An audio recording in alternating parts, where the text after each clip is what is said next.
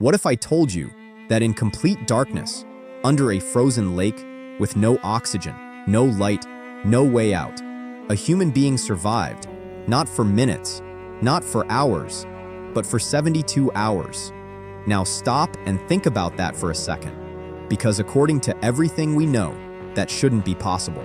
So how did it happen? And more importantly, what did he experience down there, alone, trapped beneath solid ice? Now imagine this. It's late afternoon. The lake looks calm, frozen solid, safe. People walking across it without thinking twice. And you're one of them, stepping forward, hearing that familiar crunch of ice beneath your boots. Everything feels normal until it doesn't. Because here's the thing about ice. It doesn't warn you. It doesn't crack slowly. It doesn't give you time to react. Sometimes, it just gives up, instantly. Now imagine that moment. One step, then the next, and suddenly, the ground disappears. No time to think, no time to react, just instant freezing water swallowing you whole. Now ask yourself, what would you do in that exact moment? Panic, scream, fight, because cold water shock hits in seconds. Your lungs lock, your body gasps uncontrollably, and if your head goes under even once, it's over. But somehow, he didn't drown immediately. Instead, something even worse happened. He got trapped under the ice. Now imagine opening your eyes underwater. Everything dark, blurry, disoriented. You don't know which way is up. Your body is already going into shock. Muscles tightening, breath running out, and above you, solid ice, blocking any escape. Now here's the terrifying question. How do you find a way out when every direction looks exactly the same? Because when you're under ice, panic is your biggest enemy. It makes you move randomly, waste oxygen, lose direction, and within seconds, your chances drop to zero. But somehow, he didn't panic, not completely. Instead, he did something most people wouldn't even think of. He followed the light, faint, barely visible, but enough to guide him, and somehow, he found a small air pocket. Now imagine that moment, your lungs burning, seconds away from blacking out, and suddenly, you break into a pocket of air, barely enough to breathe, but enough to survive. For now. Now ask yourself, if you were in that situation, would you feel relief or fear? Because here's the reality. You're still trapped, still under the ice. And now you've just delayed the inevitable, because that air pocket won't last forever. Now imagine the temperature, freezing water surrounding your entire body, pulling heat out of you faster than anything you've ever felt. Within minutes, your hands stop responding, your legs feel heavy, your movements slow down, and your body starts shutting down. Now here's where things get even more terrifying, because hypothermia doesn't feel the way you expect. It doesn't just make you cold, it confuses you, slows your thinking, makes you lose track of reality. Now imagine trying to survive, while your own brain is starting to fail. Now, hours pass. Somehow, you're still alive, barely, holding on to that small air pocket, but your body is changing, your heartbeat slowing, your breathing shallow, your muscles almost completely useless, and your mind drifting in and out. Now here's the question. How long can a human actually survive like this? Because science says minutes, maybe an hour in extreme cases, but not this, not even close. Now imagine night falling, complete darkness, no sound except water and your own breathing. Time stops making sense. Minutes feel like hours. Hours feel endless. And you're alone, completely alone, with nothing but your thoughts. Now think about what that does to a person. Trapped, freezing, waiting, knowing that no one even knows where you are, because from the surface, everything looks normal. The ice is still there, covering everything, hiding you completely.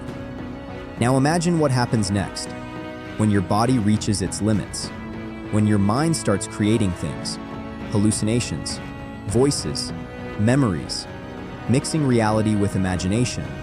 Because at extreme cold, the brain doesn't just shut down, it starts breaking reality apart. And what he experienced next is something that still doesn't fully make sense.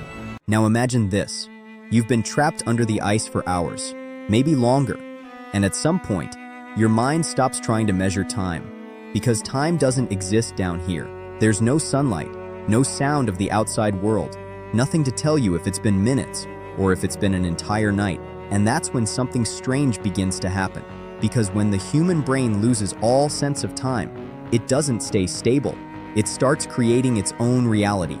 Now let me ask you something. If you were completely alone, in freezing darkness, with no way out, how long before your mind starts turning against you? Because his did. Slowly at first. Almost unnoticeable. Like shadows shifting in the water. Shapes that didn't make sense. Movements that shouldn't exist. And at first, he tried to ignore them, convincing himself it was just his imagination. Just his brain reacting to the cold. But then it got worse. Much worse. The shapes didn't disappear.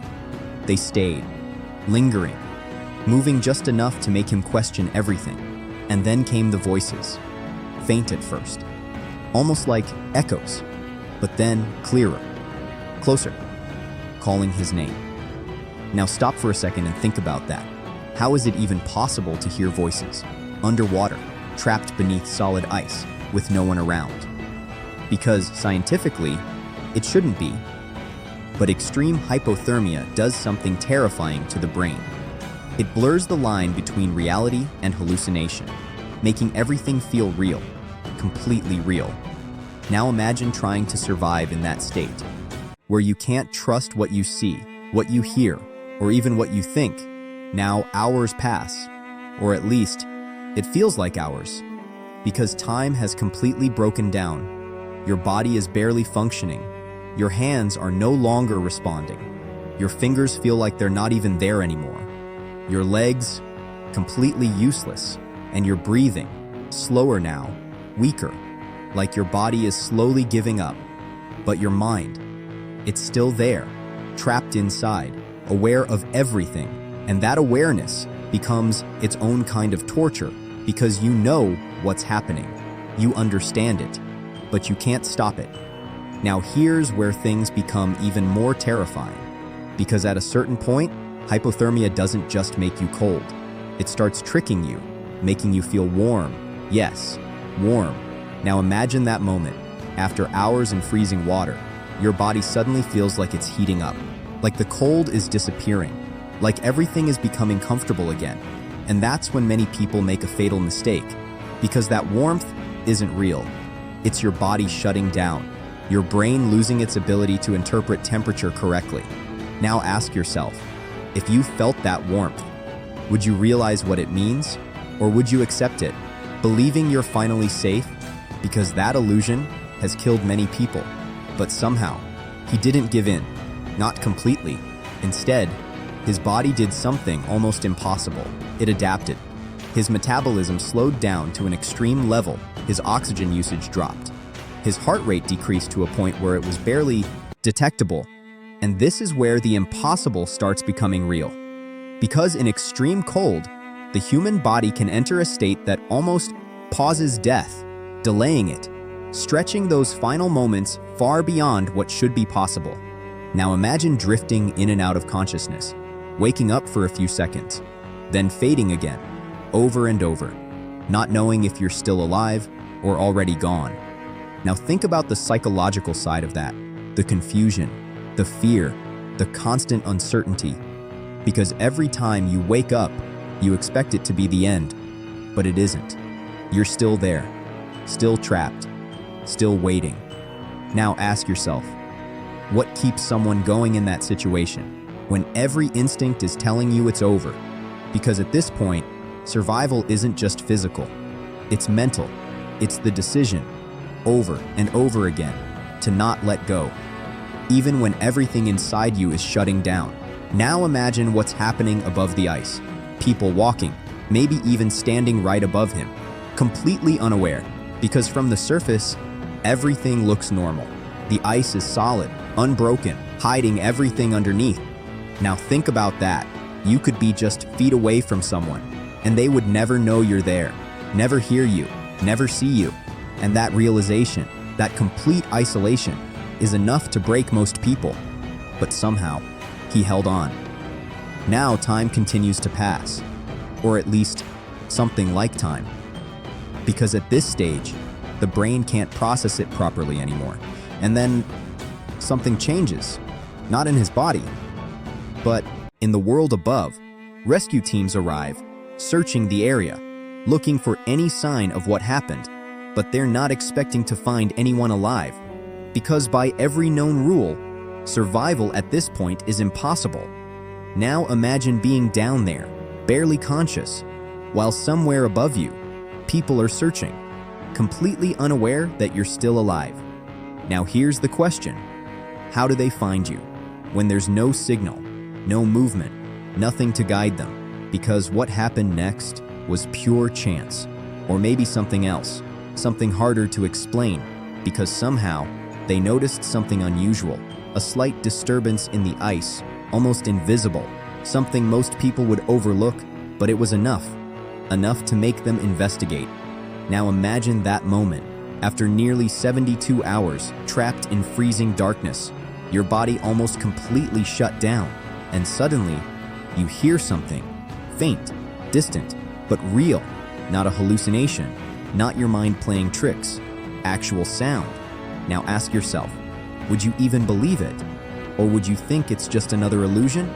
Because after everything your brain has put you through, trusting reality becomes almost impossible, but this time, it was real, and slowly, the ice above begins to break.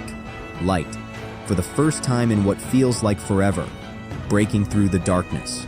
Now imagine seeing that.